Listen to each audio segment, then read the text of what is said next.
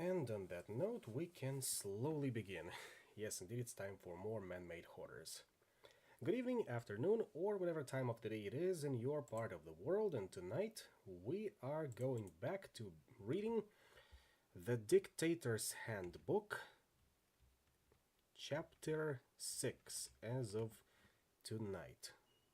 Let's just change the relevant slide, should be over here. And yep, there we go. Put on some appropriate music and we can begin. Just a second.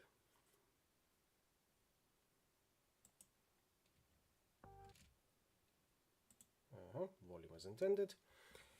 So here we go.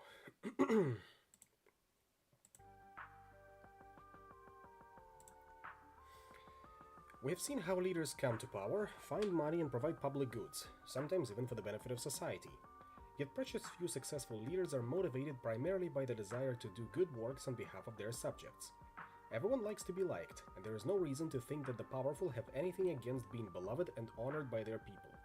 Indeed, it could be well the case that there are many candidates for high office who pursue power with their intention of being benevolent leaders. The problem is that doing what is best for the people can be awfully bad for staying in power. The logic of political survival teaches us that leaders, whether they rule countries, companies, or committees, first and foremost want to get and keep power.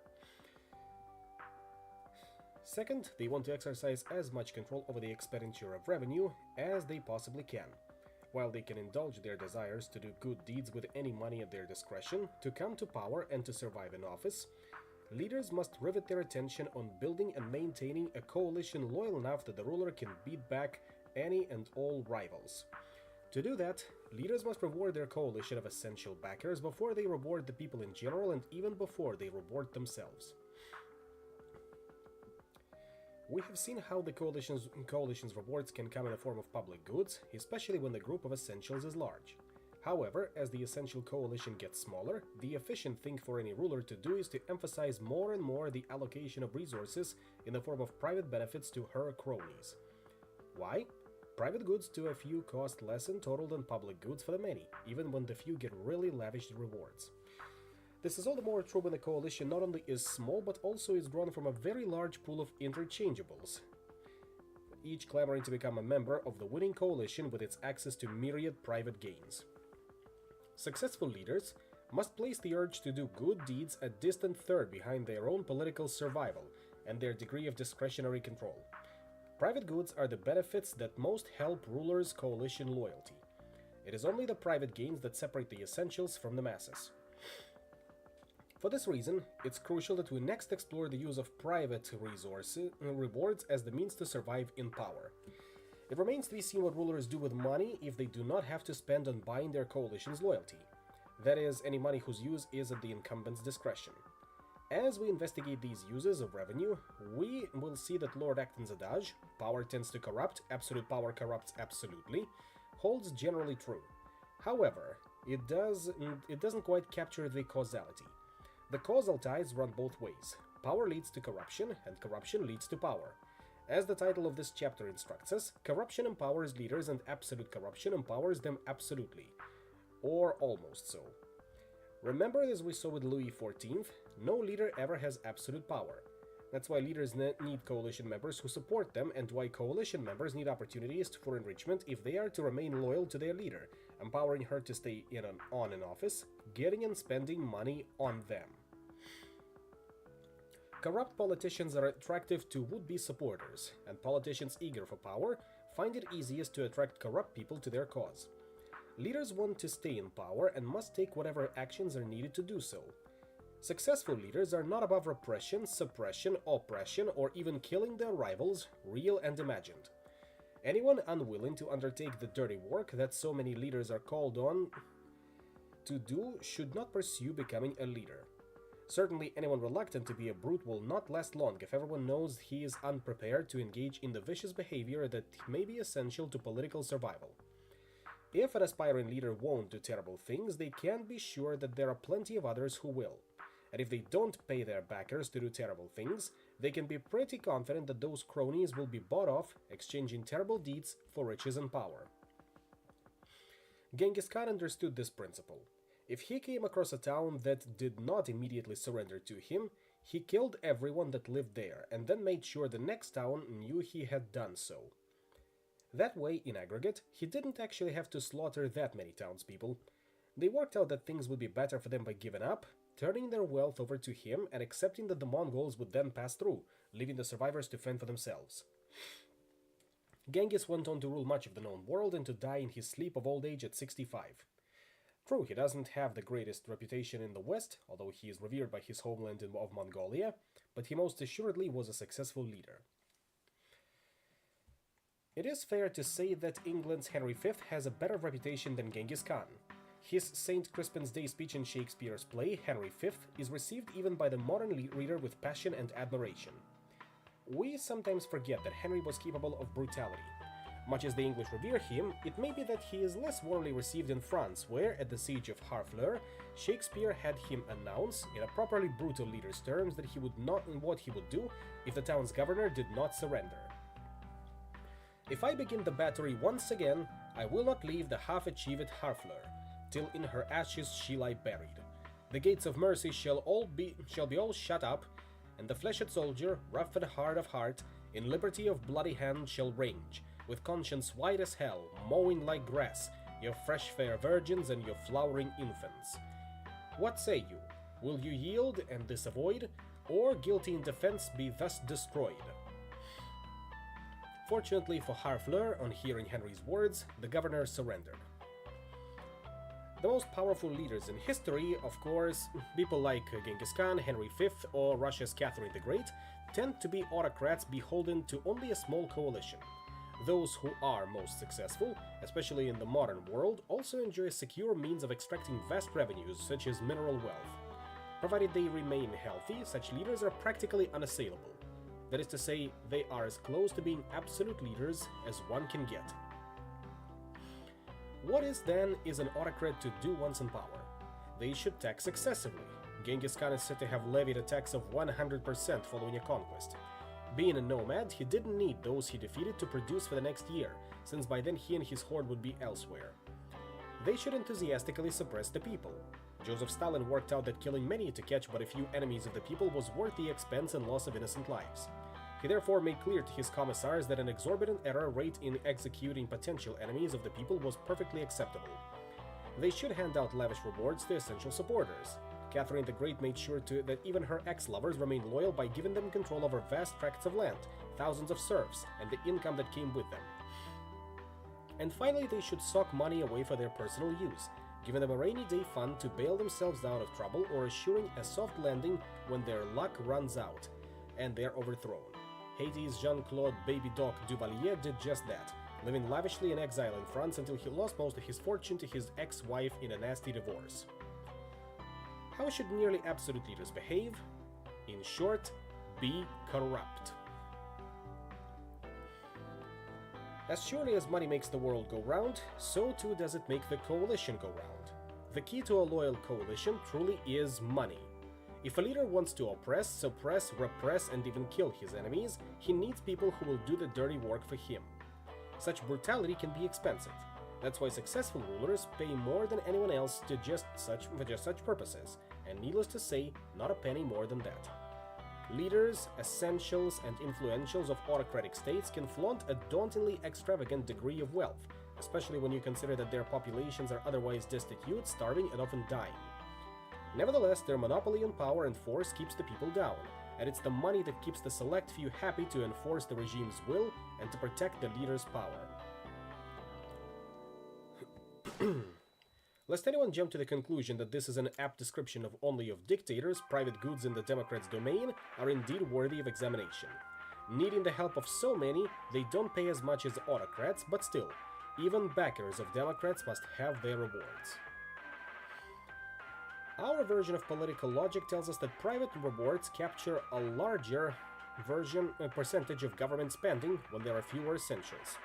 That is surely one of the reasons why we're so much more conscious of gross corruption in dictatorships than in democracies, and rightfully so. Transparency International, which rates government corruption every year, shows that our intuition about dictatorships and autocracies is generally right. Of the 25 most corrupt regimes according to Transparency International's 2010 Corruption Index, not even one is a mature democracy.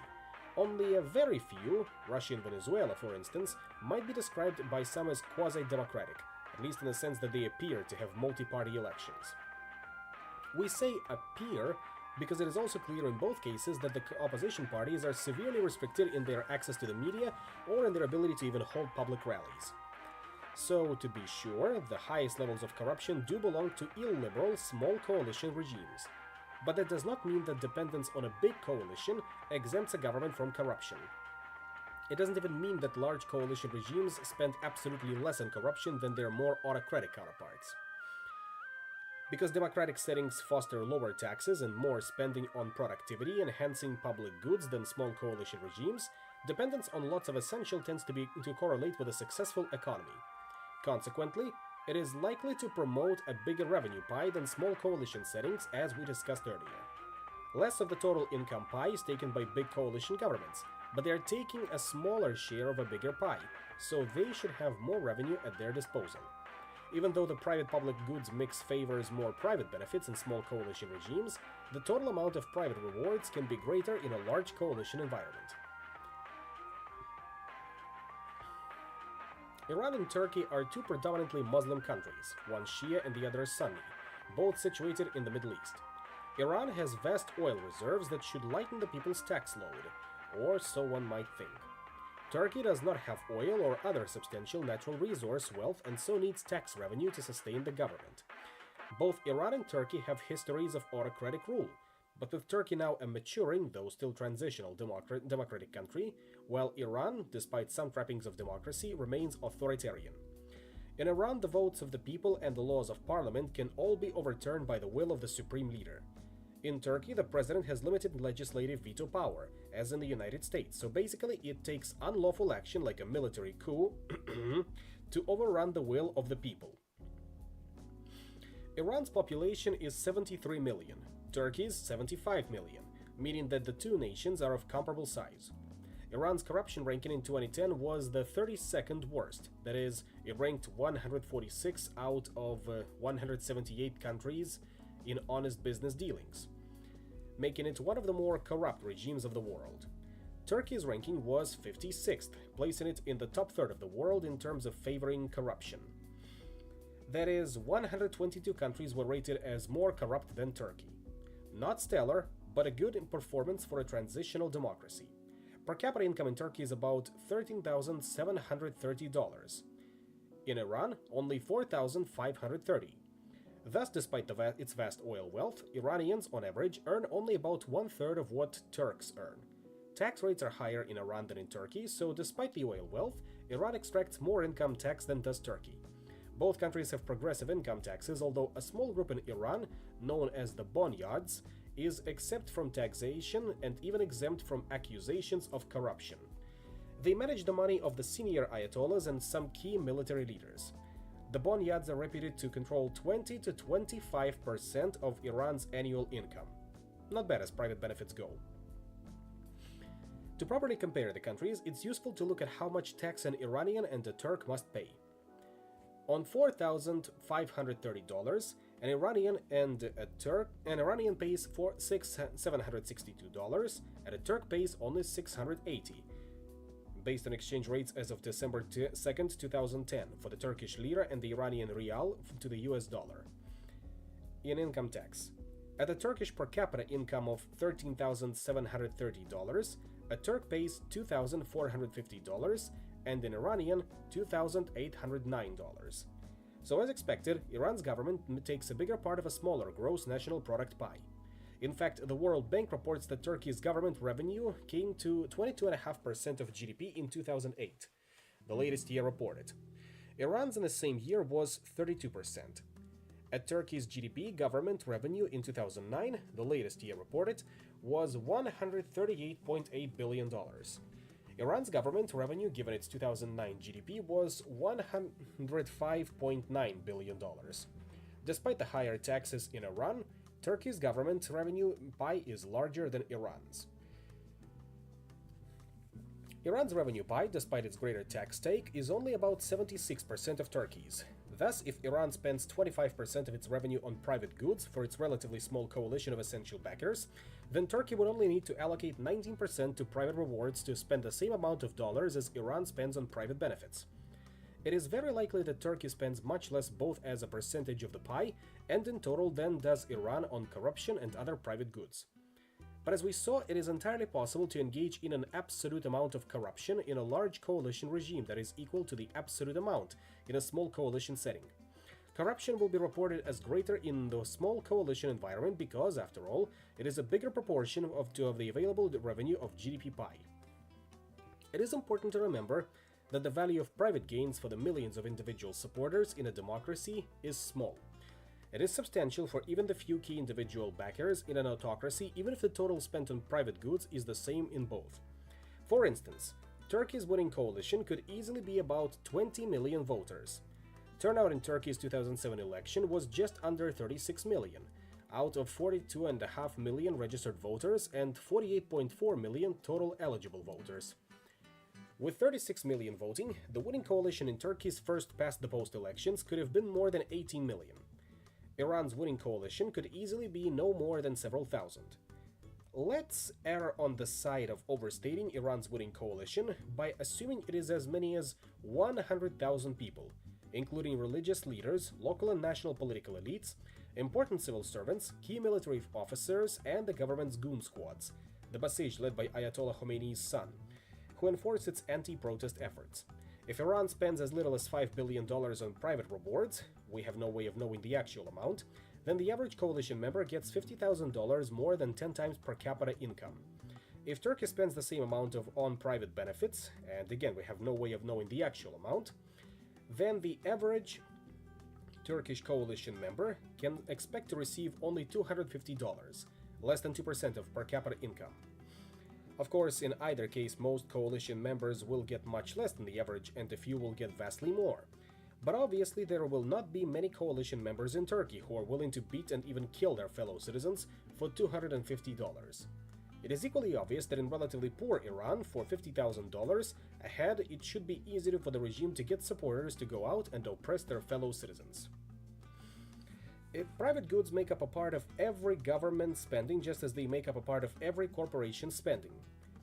But it is much tougher to get people to engage in truly nasty behavior in a large coalition environment than it is in a small one, even if the totals spent on private gains are equal. History has not produced large coalition-dependent leaders as brutal as Genghis Khan. Equally, we must realize that the nature of private rewards in more democratic systems are likely to come in the form of distorted public policy rather than through more overt means, such as outright bribery, black marketeering, or extreme favoritism. What then are the private rewards provided in democracies? How might public policy be distorted to create benefits for some and costs for others? It is fashionable to talk about politics in terms of concepts like ideology or left-right continuums. The standard mantras from either side of the left-right continuum go something like this. Liberals care about the poor and are dedicated to alleviating their misery. They are often stymied by the rich and powerful. Those very rich and powerful tend to be conservative. Conservatives care about the rich and are dedicated to protecting them from the taxing and spending inclinations of liberals, whose supporters, not surprisingly, tend to be relatively poor compared to conservative backers. As a simplification of politics that works fine. We do not challenge this view so much as offer a completely different way to think about it. The rules governing how people rule inevitably divorce what policies politicians really desire from what they say and do. Not that we doubt that politicians hold sincere views of good and bad public policy, rather those views are not terribly important, and besides, there are few ways to tell the difference between declarations based on opportunistic political expediency and true beliefs. From the perspective of this book, so-called liberals and so-called conservatives appear simply to have carved out separate electoral niches that give them a good chance of winning office. Democrats in the United States like to raise taxes on the rich, improve welfare for the poor, and seek heavy doses of benefits for the middle-class swing voters. Republicans in the United States like to reduce taxes on the rich, decrease the welfare for the poor, rely on back-to-work programs instead, and similarly look for a heavy dose of benefits for the swing middle voters. Many of the taxing and spending policies, pork barrel programs, and the like are simply private goods, distributed to the relevant party's coalition of essentials. Both parties pay special attention to the middle class because there are an awful lot of middle class voters and they can be tipped either way. They like to define the rich, those who might be asked to pay higher taxes, as anyone whose income is higher than their own. They like to think of welfare payments as rife with fraud and cheating that needs to be ferreted out. And they are very happy to have government programs that disproportionately benefit them, no surprise there, such as tax deductions on mortgage interest, expanding Medicare benefits, subsidies for university tuition for their children, and increases in social security payments even in the absence of inflation. The very poor are not likely to vote, but the working poor are, and of course they are likely to vote for people who adopt policies that benefit them. The less well-off love progressive taxes and hate sales taxes. Those who hope for expanded and more effective programs for jobs training, Medicaid, long-term unemployment insurance, and low or no taxes at their income level tend to turn to candidates most likely to fulfill their wishes. These wishes are public policies to be sure, but they are public policies that benefit primarily the select group whose voting bloc is essential to the winning Democratic candidate. They are unlikely to vote Republican because, let's face it, a winning Republican candidate is not likely to support the programs we just mentioned, at least not on the same scale as a Democrat. So these policies are payments for political support, no more and no less than any other private reward. The rich like subsidies too. Republican candidates trying to build a coalition around the support of the relatively well-to-do are the candidates most likely to provide these subsidies. The well-off and Republican candidates by and large favor, for instance, government support for medical research on cancer, Alzheimer's disease, and other ailments of the elderly who happen to also be the wealthiest age cohort in the United States. What is more, the well-to-do are more likely to live long enough to suffer from these diseases. They like lower capital gains taxes since they have enough money that they can invest in the pursuit of equity gains, and they don't like inheritance taxes since they can save enough to leave a tidy sum to their heirs. The poor rarely consume any of these benefits, but they pay for them to help the rich if they pay taxes at all. But with Democrats more often controlling legislatures at the federal and state level than Republicans, it's worth noting that 40% of Americans, most importantly, mostly at the lower income levels, pay no income taxes at all. That is, after all, one of the private rewards they covet, just as in smaller coalition regimes, the rich pay few taxes and covet their private gains. Private benefits, whether in large or small coalition environments, distort economies in exactly the self-serving ways we should expect. And even in the most democratic of policies, these private benefits are perfectly explainable without appeal to highfalutin principles of equity, efficiency, or ideology. People support leaders who deliver policies that specifically benefit them. That's why earmarks, pork in colloquial terms, are reviled in general and beloved by each constituency when the money goes to them. This is true of outside taxes as well. As governments shift towards or away from democracy, or leaders experience different degrees of dependence on large or small coalitions in different parts of their domain, they adjust their private goods giving accordingly. We can see this by comparing two transitional democracies: Tanzania, which seems on the way to expand in its coalition, and Russia, whose coalition seems to be shrinking. Earlier we talked about how Tanzania's parliament, the bunge, superficially works like it reflects the structure of a large coalition democratic government. We saw that beneath the surface of apparent democracy, it is a transitional regime that retains many characteristics of a small coalition environment.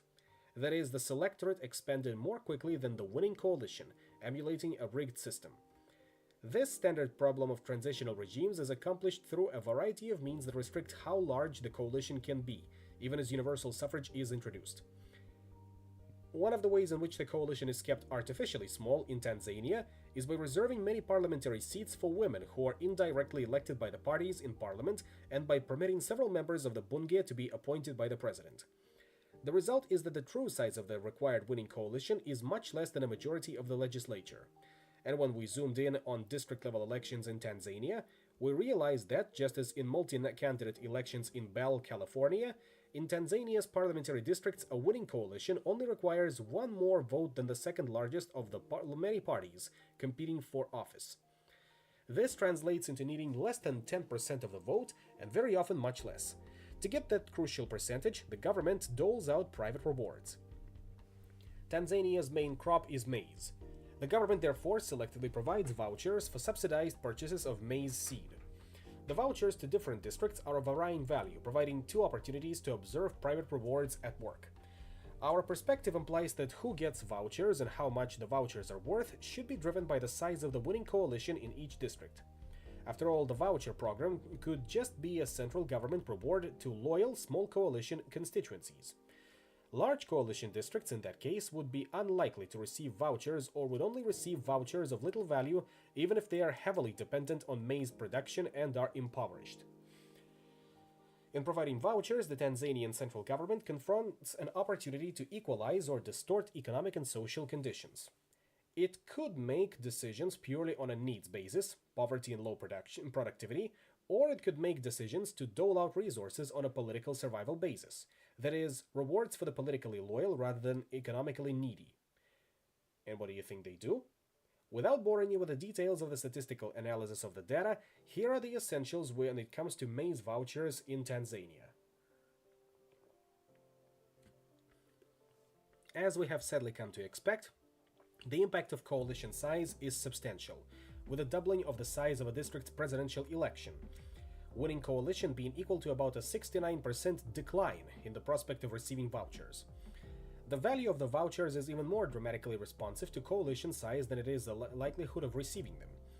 Looking only at the districts that annually received vouchers, we found that doubling the number of district-level essentials, remembering that the districts receiving vouchers are selected on the basis of having a small coalition to begin with, produces about a one-third reduction in the value of the vouchers they got.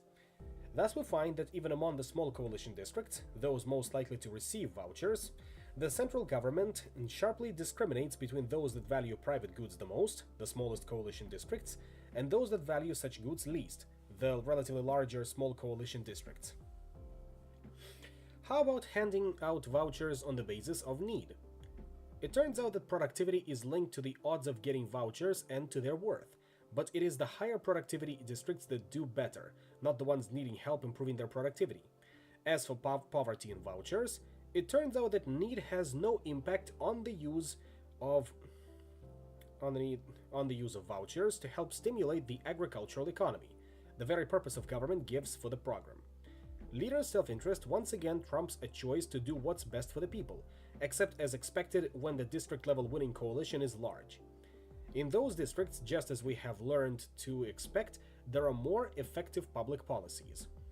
People living in large coalition districts, for instance, have better access to healthcare, lower infant mortality rates, and more residential electrification than those living in small coalition districts. Without a doubt, corruption is endemic to small coalition regimes. Governments that transition from autocracy to democracy diminish corruption in the process. Tanzania, for instance, seems to be slowly improving its governance. In 2010, Transparency International ranked it as 116 out of 178 in corruption, considerably better than, for instance, Russia. As we have come to expect, governments like Russia's, which are making the transition in the opposite direction, gradually abandoning their shifts towards democracy in favor of a smaller coalition autocracy, embrace corruption as crucial to their leadership's political survival. As we have noted, Russia is among the world's most corrupt states. As such, the political logic of private goods can be seen vividly in the workings of its corruption. Low salaries for police forces are a common feature of small coalition regimes and Russia is no exception. At first brush, this might seem surprising. The police are crucial to a regime's survival.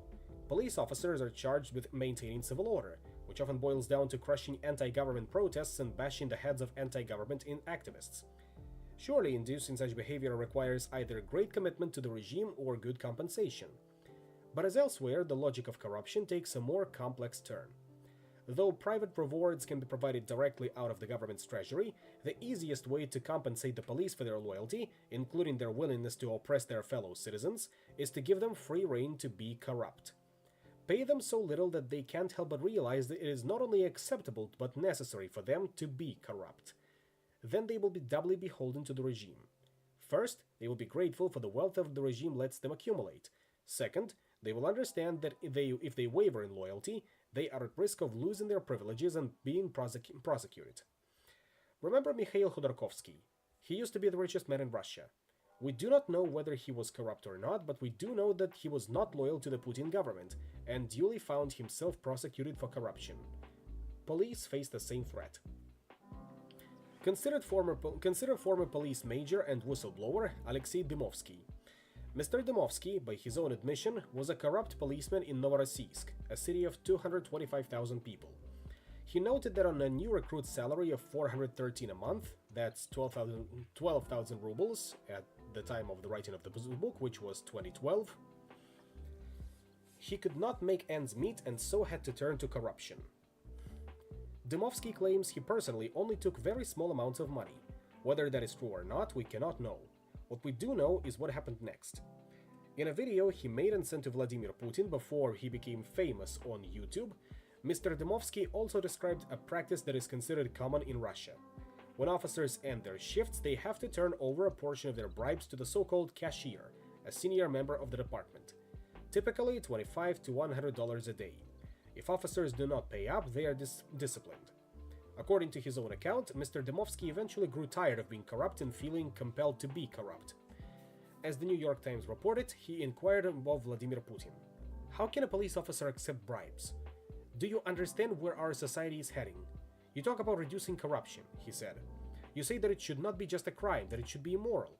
But it is not like that. I told my boss that the police are corrupt, and he told me that it cannot be done away with." Dymovsky became something of a folk hero in Russia. It seems his whistleblowing was much appreciated among many ordinary Russians. The official response, however, was quite different. He was shunned, fired, persecuted, prosecuted, and imprisoned. The public uproar that followed led eventually to his release. No longer a police officer, he established a business guiding tours of the luxurious homes of some of his police colleagues. Most notable among these is the home of Chief Chernositov. The chief's salary is about $25,000 a year, yet he owns a beachfront home and land estimated to be worth $800,000.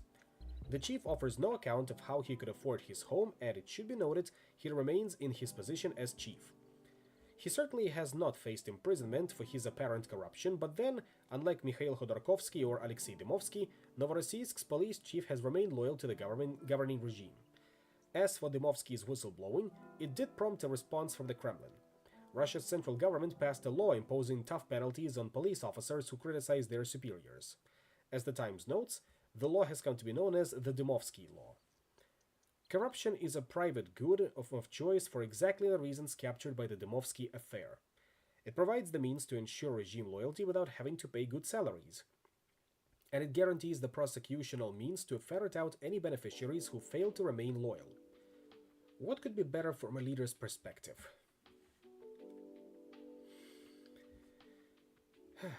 Liberia's Sergeant Doe, by now all too familiar case in point of a right-thinking small coalition ruler, understood the importance of private rewards to his cronies. As a U.S. government report observed of his use of U.S. aid funds, the president's primary concern is for political and physical survival. His priorities are very different from and inconsistent with economic recovery. President Doe has great allegiance to his tribespeople and inner circle. His support of local groups on ill-designed projects undercut larger social objectives. That, in a nutshell, is what private rewards are all about: physical and political survival, not larger social objectives. What is most important about Sergeant Doe's misuse of government money is that it kept him in power for a decade. Doe's story is not unique to him, nor is it unique to Africa. It's not even unique to governments. It applies to all organizations, especially when they rely on a small group of essentials. Before reporting on the world's many dictators, let's look at how private rewards work on a small coalition regime that most of us think of as benign and even praiseworthy. We have in mind two sports organizations: the International Olympic Committee, IOC, and Fédération Internationale de Football Association, FIFA, the international governing body of football, or to people in the United States, soccer. What, after all, could be more important to the IOC than advancing the quality and maybe the quantity of international sports competition, free from political and personal distortions? The answer? Lavish entertainment and money. The 2002 Salt Lake City Winter Games are perhaps remembered almost as much for scandal and bribery as they are for athletic experience, or other excellence. The Salt Lake Organizing Committee, SLOC, spent millions of dollars on entertainment and bribes, which included cash, lavish entertainment and travel, scholarships for and jobs for relatives of IOC members, real estate deals, and even plastic surgery. In the fallout, the 10 IOC members were removed or resigned, 10 others were reprimanded, and Tom Welch and Dave Johnson, who headed the SLOC, were prosecuted for fraud and bribery. Yet this was not an isolated incident. Indeed, the Salt Lake Bid Committee felt that they had been unfairly overlooked for the 1998 Games. The Japanese city of Nagano, which won those games, spent over $4.4 million on entertainment for IOC officials. Improprieties of this sort abound behind virtually all bids. During its bid for the 1996 Games, Melbourne, Australia, arranged a special concert for the Melbourne Symphony Orchestra to showcase the piano playing of the daughter of a South Korean IOC official. Clearly, any city that wants a serious chance at landing the Games needs to lay on lavish travel and entertainment. Corruption and private dealing is not limited to just big bribes. Money to be converted into private gains for backers is sought at every level.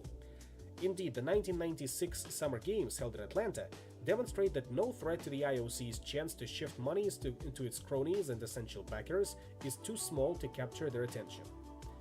As the British newspaper The Independent reported in its business selection on March 26, 1995, even small entrepreneurs, from t-shirt vendors to Greek restaurants, need to beware. Under a 1978 US law, the Amateur Sports Act, the United States Olympic Committee, USOC, has a super trademark over any Olympic symbols or words. The promise of strict action has been critical to attempts by the Atlantic Committee for the Olympic Games, ACOG, to attract official sponsors, some of which must pay up to $40 million for the privilege.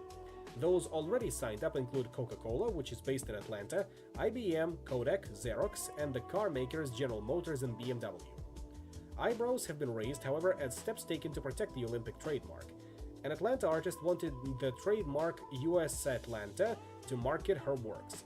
ACOG objected, saying that it evoked the 1996 Games. I think that's stepping over the line a little bit. I find it hard to believe that anyone is going to misconstrue her logo as being designed to profit from the Games, said John Bevilacqua, a sports sponsorship consultant in Atlanta, who nonetheless sympathizes with the organizers. Perhaps the oddest case is that of Theodoros Vatzakis, who opened a Greek restaurant in Atlanta in 1983, long before the city won the right to stage the 1996 Games, and called it the Olympic. In 1991, he was advised by ACOG that he was infringing on the 1978 Act and would have to change the name.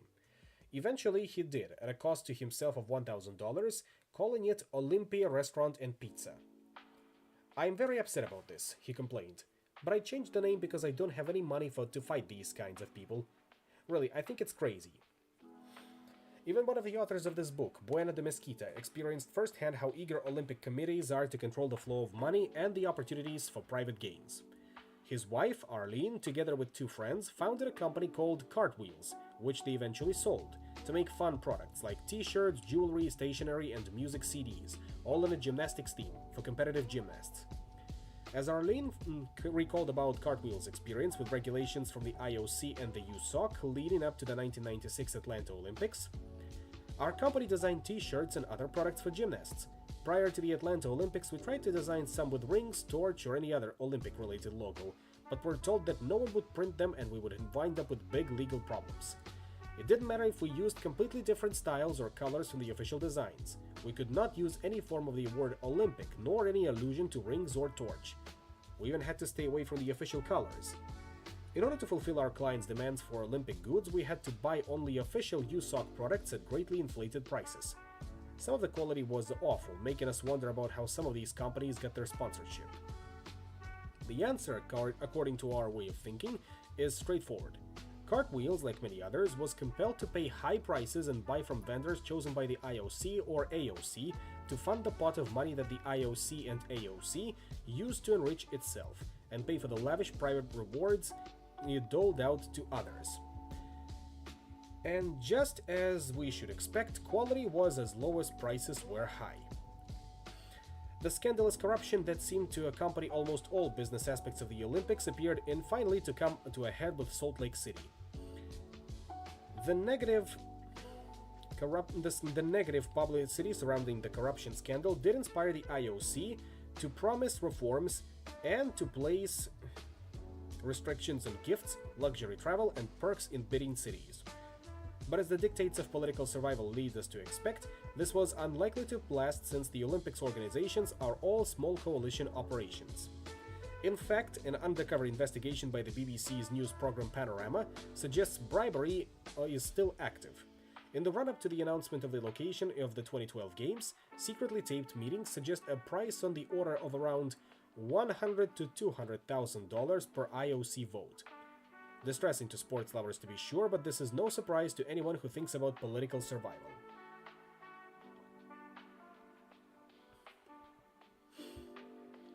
That the IOC is plagued by bribery and corruption allegations is exactly what we should expect when we explore its institutional structure. The IOC, created in 1894, runs all aspects of the modern Olympics. The IOC is composed of only up to 115 members, drawn from current athletes, up to 15, members of international sporting federations, up to 15, senior members of national Olympic committees, up to 15, and up to 70 unaffiliated members. IOC members are selected and voted in by existing IOC members. The IOC is responsible for selecting the senior Olympic executives and executive committees, regulating IFs and NOCs, and selecting the site of future games. 58 votes are all that are needed to guarantee someone's election to become IOC president or host the games. Not surprisingly, IOC presidents keep their jobs for a long time and maintain lavish expense accounts. Since 1896, the date of the first modern Olympic Games, there have been only 7 presidents. In practice, often even fewer than 58 votes are required because not all 115 positions on the IOC are filled with representatives are ineligible to vote on motions involving their home nation. For instance, London's bid for the 2012 Games beat out Paris by 54 votes to 50. At the level of Panorama's estimates, it costs less than $10 million to win. While this is a substantial sum of money, it is insignificant when compared to the IOC revenues. Nearly $5.5 billion for 2005 to 2008, the period covering the Beijing Games, and the estimated $9.3 billion, approximately $15 billion, Britain will spend on venues and infrastructure for the 2012 Games. Building better stadiums, which benefits the whole Olympic movement, athletes, officials, and audiences alike, is a much more expensive way to buy support than doling out $10 million in private gains to a select few. The design of the IOC lies at the heart of the scandals it faces. When 58 votes guarantee victory, and the IOC president can handpick IOC members, politics and control will always revolve around corruption and bribery. As long as the IOC's institutions remain as they are, vote buying and graft will persist because it is the right strategy for any IOC president who wants to survive. Regulating gifts and travel cannot change the underlying incentives to compete on the basis of private rewards rather than better management and facilities for the games. When billions of dollars are at stake and winning requires the support of a mere 58 people, any nation that relies solely on the quality of its sporting bid will be a loser. Salt Lake earned this lesson the hard way, bidding for the 1998 Winter Games. It was an error they did not repeat for the 2002 Games, although they got caught in the process. Many in Salt Lake may have feigned outrage, but many might also have been glad. After all, in spite of the subsequent allegations, the Games were not reassigned. The IOC is not alone in engendering corruption. FIFA, soccer's international governing body, is even worse. On December 1, 2010, FIFA announced that it had chosen Russia and Qatar as the sites for the 2018 and 2022 World Cup finals. Russia beats out bids from other European rivals, including England, a joint bid by Belgium and the Netherlands, and a joint bid from the Iberian Peninsula. While there were many attractive features to Russia's bid, it is becoming increasingly difficult to understand Qatar being chosen over Australia, Japan, South Korea, and the United States. Qatar, a tiny state in the Persian Gulf, has the world's third largest known gas reserves and possibly the highest per capita income in the world. However, as a site for a soccer tournament, it is problematic. Sharia forms the basis of its legal code. Alcohol consumption is hardly punished, homosexuality is banned, and Sepp Blatter, FIFA president, has already been condemned for making insensitive remarks on this topic. Beyond these concerns, the weather remains the most serious impediment to Qatar's sponsorship. It is so hot and humid that many Qatar's residents then even leave for the summer months. To make it possible for the players to compete, Qatar's bid entailed constructing specially built, fully air-conditioned stadiums. FIFA is now contemplating moving the tournament from its traditional June and July dates to the winter months, when the temperature is much cooler. This would severely disrupt domestic competition in the European football leagues, where many of the world's top players ply their trade. Needless to say, it's hard to rationalize having this debate after the vote, rather than before, if the objective was to do what is best for football. Since just 24 members of the FIFA's executive committee determine the location of the finals, the winner requires the support of only 13 members, if that. For the December 2010 vote, only 12 votes were required after 2 members were suspended for allegedly trying to sell their votes. One of these members, Amos Adamu, was caught asking for an $800,000 bribe in a sting operation by the Sunday Times newspaper. While the money was nominally for building artificial pitches, the deal required that the $800,000 be paid directly to him. 3 days prior to the location vote, the BBC's Panorama once again exercised its penchant for unearthing corruption in sports by airing a documentary entitled FIFA's Dirty Secret, which detailed bribery and corruption among a number of senior FIFA officials. It is thought that this severely harmed England's bid to host the 2018 finals, since 3 of the officials accused were among the 22 executive committee voters.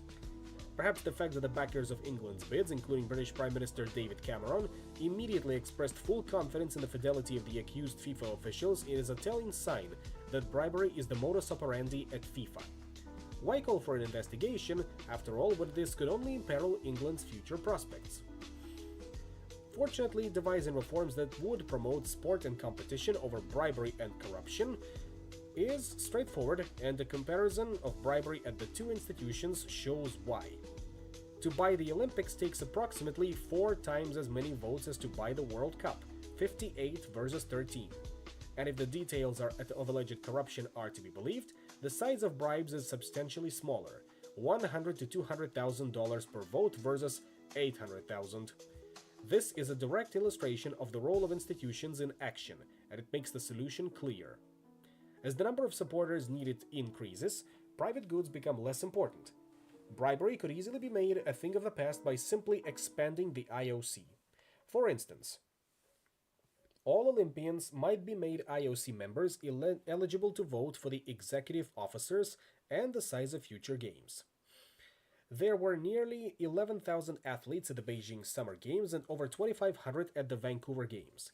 Alternatively, medalists, or to present overrepresentation of team sports, 1 representative per medal, could become IOC members. Either way, within a few years of the body of the IOC would swell, and officials in bidding cities would have to compete on the quality of leadership, games, and facilities, rather than on lavish travel trips. Alastair laments that fixing the English football team poses a far greater challenge.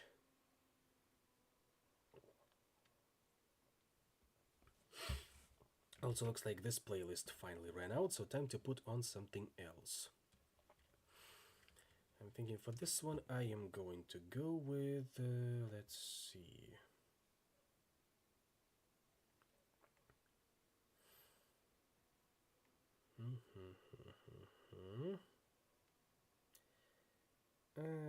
Sure, let's go with this one.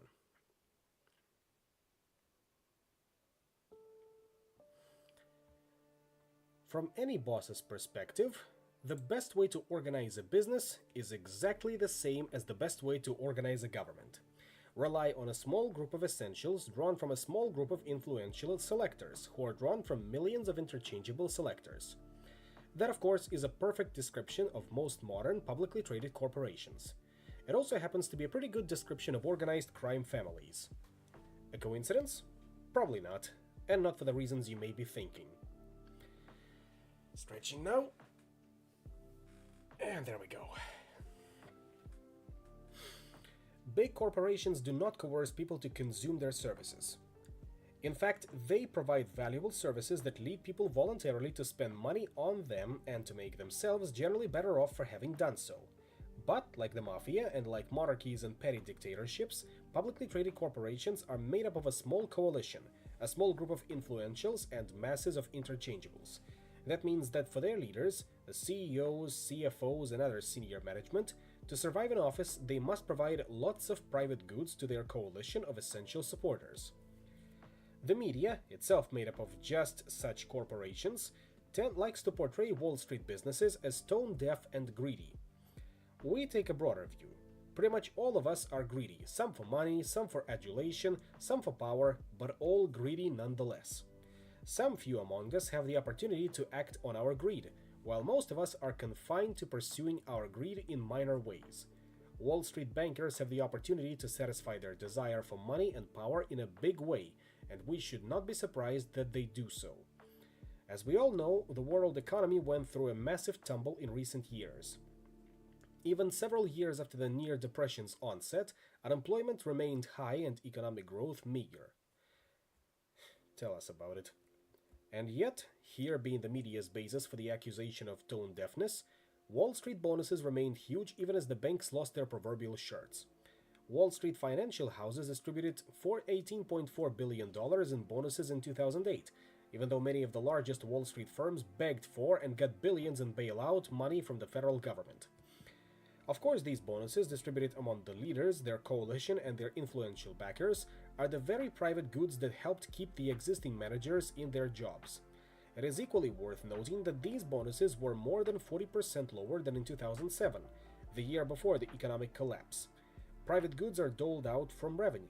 If revenue is down, private goods are likely to go down too, because after all, leaders want to keep as much for their discretionary purposes as possible, and when there isn't much money around, it is not as if those getting private goods can easily find a better deal by defecting to some alternative leadership. We commented earlier that successful leaders are not above repression, suppression, oppression, or even killing their rivals, real and imagined. The truth of this statement is demonstrated routinely in the world's smallest coalition environments. Alexei Dymkovsky's unhappy experience in Russia is nothing compared to what happens when anti-corruption campaigns are mounted in really small coalition settings. Africa provides many of the worst cases. Daniel Kaufman, a senior fellow at the Brookings Institute, estimates that more than $1 trillion is spent annually on bribes worldwide, presumably with most of it going to government officials. With so much money on the line, it is no wonder that he also reports, "We are witnessing an era of major backtracking on the anti-corruption drive. And one of the most poignant illustrations is the fate of the few anti-corruption commissions that have had courageous leadership. They're either embattled or dead." Two examples among many include the deaths of Ernest Manirumva of Burundi and Bruno Jacquet Osebi in the Congo. Mr. Manirumva was investigating corruption at high levels in Burundi when he was stabbed to death. Although he apparently was not robbed of his personal possessions, the president of the non-profit organization he was working with reported, according to the New York Times, that a blood-stained folder lay empty on his bed. Documents and a computer flash drive were missing. Coincidence, no doubt. Mr. Osebi's error was to cooperate with Transparency International in its lawsuit to recover wealth allegedly stolen by Congo's president. Mr. Osebi died as the result of a suspicious fire in his house. Alexei Dymkovsky, if he knows these facts, must count his good fortune in living in a country that is transitioning away from democracy rather than in the one that never got close to such a status in his lifetime.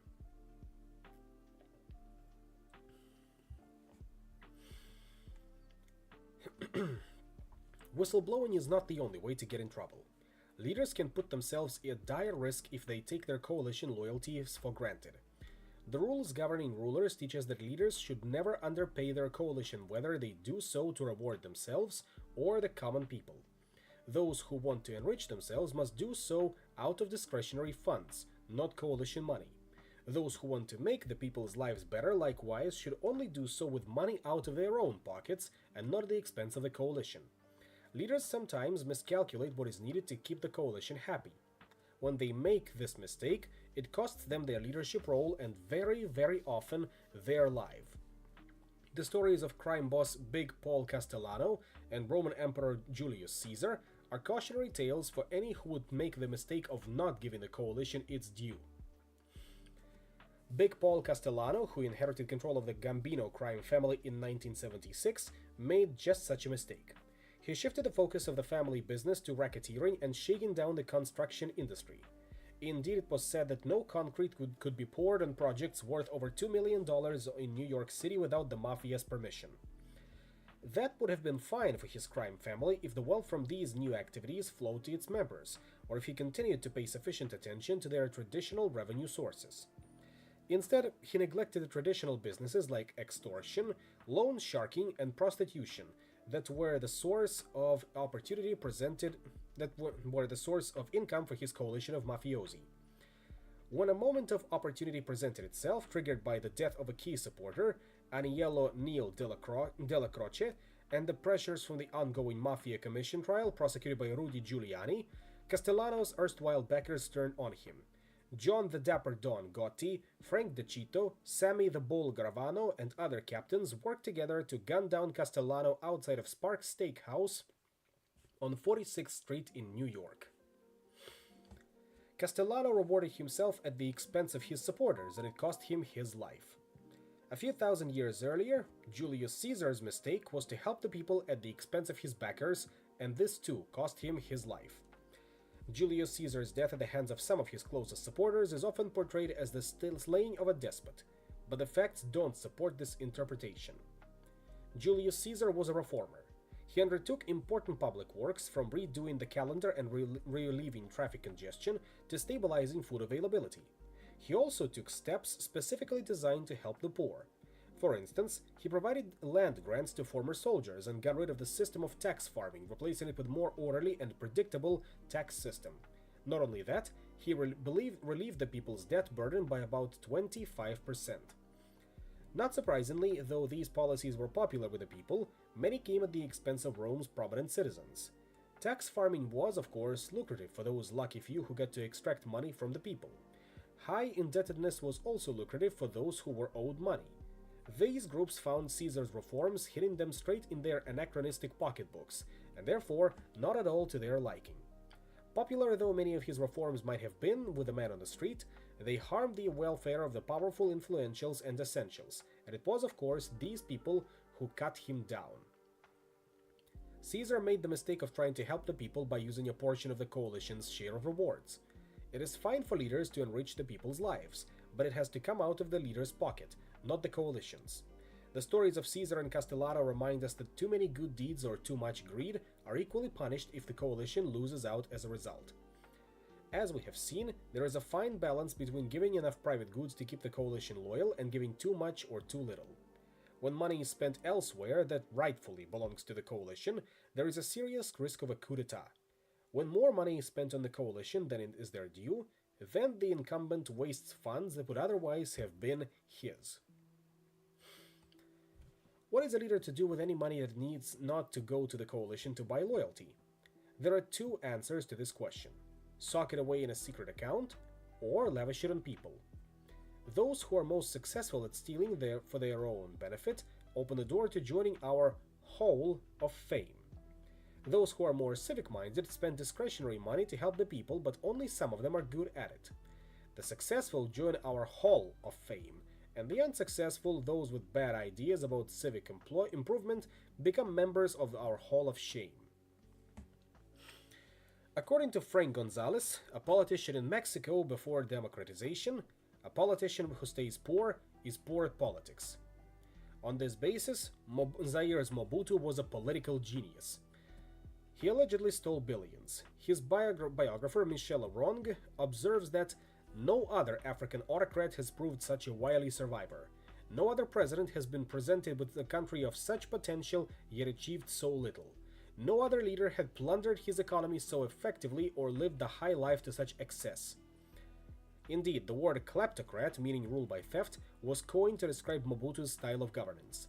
But though Mobutu made kleptocracy famous, he didn't invent it. King Solomon is reported to have had 700 wives. One can only wonder how many of them the choice was theirs, or his alone. And then who can forget the economic litany of the Caliphate? A serious estimate of the Caliphate's income for the years 918-919 is 15.5 million dinars, 10.5 million of which was spent on the Caliph's household. To put that in perspective, if President Barack Obama has had proportions of the US economy available to his household's discretionary use, he and Michelle would personally control a cool $5 trillion, give or take a few hundred billion. There indeed is the reason people took such great risks to become the Caliph.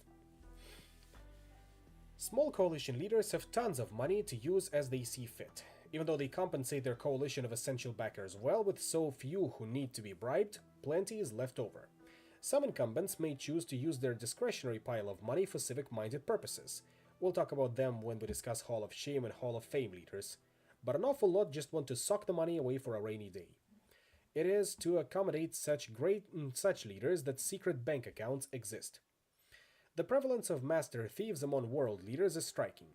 Some succeed in relatively small scale, like Alberto Fujimori, Peru's president from 1990 to 2000, including a so-called self-coup in 1992, in which he suspended his own Congress and constitution. He probably didn't take more than a few hundred million. And with Peru's return to democracy, Fujimori, who went into self-imposed exile, found himself extradited, returned to Peru, put on trial, and convicted of murder, human rights violations, bribery, and a host of other crimes for which he was imprisoned. He just did what any small coalition leader does, but he had the misfortune of being removed following popular discontent with his corruption and being replaced by a large coalition regime. Others do considerably better considering the meager means of their society. Serbia's Slobodan Milosevic, for instance, is believed to have accumulated $1 billion in a country where per capita income fell by 50% during his rule.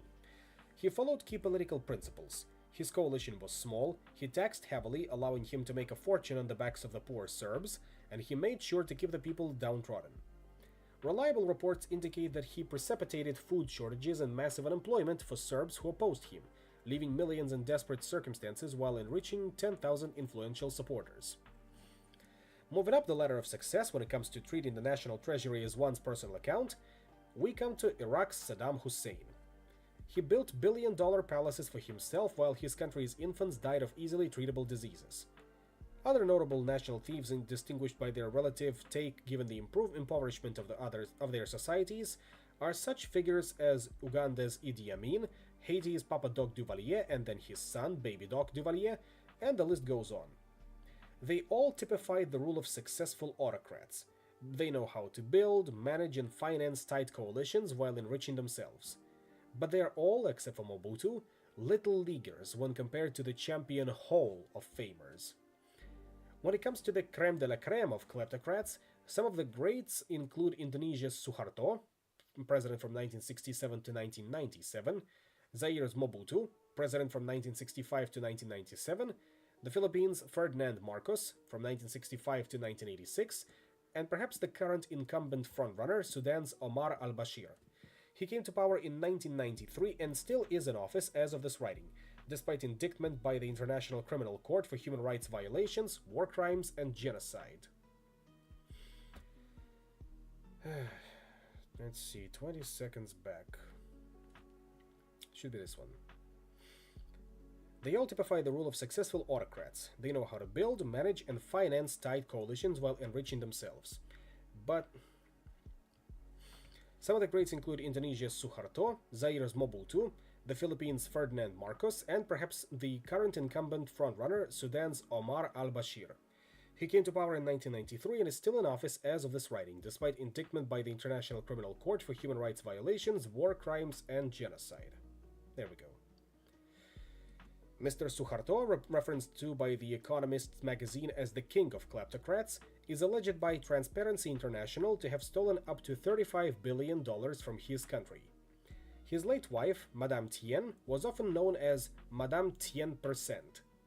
Of course, we cannot know what the true amount of captured by his family was, but we do know that he depended on a small coalition, he had lots of discretionary power, He survived in office for more than 30 years, and he lived out his life as a free man in Indonesia. He died in 2008. Apparently, he was considered too ill to prosecute. Like Suharto, Zaire's Mobutu lasted in power for more than 30 years, ousted only once he was known to be suffering from terminal cancer. Mobutu stole billions and lived a high life, whereas Suharto lived more modestly considering his alleged means. Mobutu owned villas in the Swiss Alps, Portugal, the French Riviera, and numerous residences in Brussels. In addition, he had a presidential palace in just about every major town in Zaire, including a palace in his hometown of Gbadolite. With a population of about 114,000, one would not have thought the town needed an airport that could handle the supersonic Concorde. But then one of the 114,000 sometimes residents was Mobutu. He apparently rented the Concorde from Air France for his personal use, and needing a proper airfield for it to land and take off, he built one for himself. Ferdinand Marcos, like Suharto, seemingly ran a successful economy. The growth rate during many of Marcos's years was quite good, but then the Philippine population was growing faster than the economy. Whereas Suharto had been successful at controlling population growth, Marcos did not do so well. But he certainly did well enough to his so-called crony capitalism system in enriching his coalition and himself. Transparency International estimated that Marcos looted billions from his country. His wife, Imelda, notorious for her enormous shoe collection, was brought up on charges related to the family's theft of Philippine wealth, and the government succeeded in recovering $684 million, a relatively small portion of the total allegedly taken by Marcos and his family. Despite their alleged thievery, the Marcos family, remarkably, is making a political comeback in the Philippines. It seems money really makes the world of politics go round. Omar al-Bashir, Sudan's president, stands accused of having taken $9 billion so far from his country. This was one of the revelations that came to light when WikiLeaks released US diplomatic cables in late 2010. The claim, made by Luis Moreno Ocampo, chief prosecutor for the International Criminal Court, includes the allegations that Bashir's money is held by Lloyds of London. They deny it, and of course so does Bashir. Indeed, the Guardian newspaper reports that Khalid al-Mubarak, government spokesperson at the Sudanese embassy in London, said, "To claim that the president can control the treasury and take money to put into his own accounts is ludicrous. It is as laughable claim by the ICC prosecutor." Our way of thinking tells us that it is not only not ludicrous, it is the way small coalition petty dictators choose to govern, and it works for them. What would be ludicrous from a political survival perspective is if Bashir does not control the treasury and take money to put into his own accounts. Bashir has been in office for 17 years so far, and despite his external legal problems, he continues to hold on to power, and the country is not in considerable purse.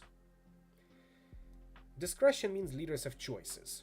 So far we have looked at leaders who use their discretion to enrich themselves, but we do not mean to suggest that people in power must be greedy, like greedy louts, like Marcos, Mobutu, Suharto, and Bashir.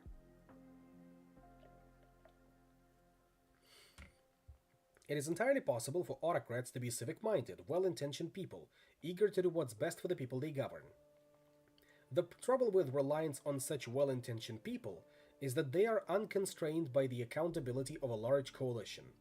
It is hard for a leader to know what the people really want unless they have been chosen through the ballot box and allow a free media and freely assembled groups to articulate their wishes.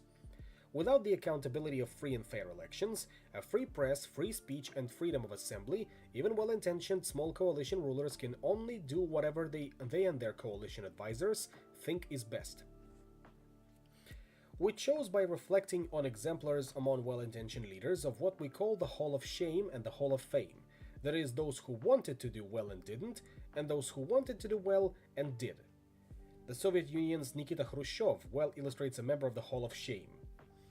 Khrushchev visited the United States in 1959 and announced a new agricultural policy. He asserted that the USSR would overtake the United States in the production of meat, milk, and butter. He neither knew much about agriculture, nor was he directly accountable to the people who did and who would be burdened with trying to achieve his goals.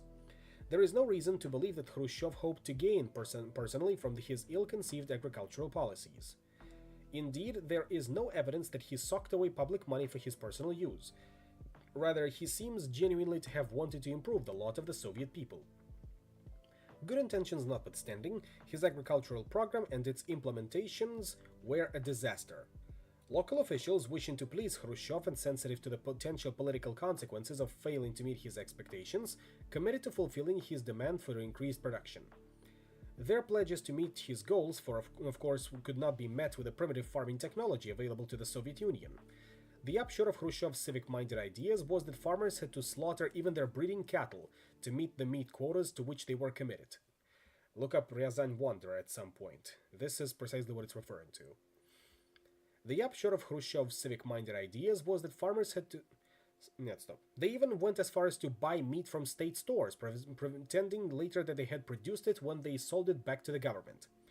This created both a false sense of improved production and subsequent increases in prices as the slaughter of the breeding herds reduced the size of future herds. A few short years into his program, food prices skyrocketed, leading to mass movements against the government.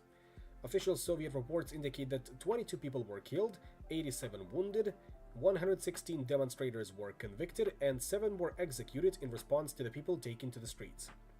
2 years later, with the Soviet economy in shambles, rife with food shortages, and with the nation humiliated in the Cuban Missile Crisis, Khrushchev was overthrown in a peaceful coup. A bit more than 20 years later, Mikhail Gorbachev followed in Khrushchev's footsteps, introducing economic reforms to mobilize the economy. His programs also failed to have the effect he desired, but in his case, they not only led to his ouster, but also to the end of the Soviet Union. Mao Zedong and Deng Xiaoping in China mirrored Khrushchev and Gorbachev, but with an important difference. All of these leaders seem to have been initially motivated by the sincere desire to improve their economy. All seem to have recognized that failing to get their economy moving could pose a threat to their hold on power. But unlike Mao, Mikhail, and Nikita, Deng belongs squarely in the Hall of Fame. Like them, he was not accountable to the people, and like them, he was not hesitant to put down mass movements against his rule. The horrors of Tiananmen Square should not be forgotten. But unlike his fellow dictators, he actually had good ideas about how to improve economic performance. Deng and Singapore's Lee Kuan Yew are surely among the contemporary world's 2 greatest icons of the authoritarian's Hall of Fame. They did not sock fortunes away in secret bank accounts, to the best of our knowledge. They did not live the lavish lifestyles of Mobutu Sese Seko or Saddam Hussein. They used their discretionary power over revenue to institute successful, market-oriented economic reforms that made Singaporeans among the world's wealthiest people and lifted millions of Chinese out of abject poverty. Nothing about their actions contradicts the rules of successful, long-lasting governance. They were brutal in their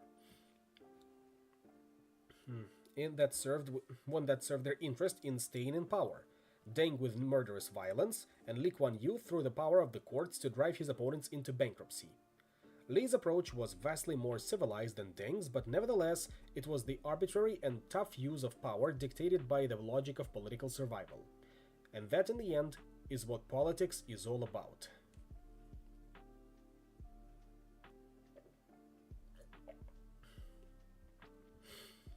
Most people think that reducing corruption is a desirable goal. One common approach is to pass additional legislation and increase sentences for corruption. Unfortunately, such approaches are counterproductive. When a system is structured around corruption, everyone who matters, leaders and backers alike, are tarred by that corruption. They would not be where they were if they had not had their hand in the till at some point. Increasing sentences simply provides leaders with an additional tool with which to enforce discipline. It is all too common for reformers and whistleblowers to be prosecuted for one reason or another. It is rumored that Yasser Arafat kept a record of all the corrupt activities of the cabinet members in his government in the Palestinian Authority. Increasing the punishment for corruption only increases the leverage people like Arafat and others have over their cronies. Arafat effectively induced loyalty to him both by allowing and monitoring crony corruption within his inner circle. And, while claiming that the Palestinian Authority was bankrupt, he allegedly personally socked away a vast fortune, between $4.2 and $6.5 billion, according to Al Jazeera. Legal approaches to eliminating corruption won't ever work, and can often make the situation worse. The best way to deal with corruption is to change the underlying incentives. As coalition size increases, corruption becomes a thing of the past. as we proposed for the IOC and FIFA, increasing the number of members responsible for choosing the site of the games could end graft. The same logic prevails in all organizations. If politicians want to end massive bonuses for bankers, then they need to pass legislation that fosters the restructuring of corporate government, so that chief executive officers and board chairs really depend on the will of their millions of shareholders, and not on a handful of government regulators. As long as corporate bosses are beholden to relatively few people, they will provide those few key supporters with fat bonuses. Big bonuses might not be popular with the public or even with their many shareholders, but the public and unorganized shareholders can't simply depose them. Insiders at the bank can. Legislating limits on compensation will simply force CEOs to resort to convoluted and quasi-legal means. Such measures cannot improve corporate transparency or make balance sheets easier to understand. Those seeking to regulate corporate compensation and put businesses on the straight and narrow path of enhancing shareholder welfare would do well to examine closely the rules by which corporations are ruled. First blush fixes, such as are often proposed by government officials, play well with their political constituencies but also violate the fundamental logic of governance, and so are likely to undermine good corporate governance. Consider the problem of corporate fraud. We have amassed considerable evidence that securities fraud is more likely to be committed by firms with financial problems and a large coalition than by firms with comparable financial problems and a small coalition. After all, executives who depend on a relatively large coalition are particularly vulnerable to being replaced when corporate performance is poor. Being a greater risk of deposition, larger coalition executives try to hide poor corporate performance through fraudulent reporting. What is more, one of the best early warning indicators of corporate fraud is that senior management is paid less, not more, than one would expect given the firm's reported performance. The same issues hold when examining governments. Politicians can introduce all sorts of legislation and administrations to seek out and prosecute corruption. This looks good enough to the voters, but such measures are either a facade behind which it is business as usual, or they're designed as a weapon to be used against political opponents. Neither a smokescreen nor a witch hunt will root out sleaze, but make political leaders accountable to more people, and politics becomes a competition for good ideas, not bribes and corruption. Of course, leaders don't want to be more accountable. It reduces their tenure in office and gives them less discretion. That's why we must next turn to the difficult problems of how to get leaders to agree to such actions. But that, of course, would be discussed only in Chapter 7, Foreign Aid. And that would come next week.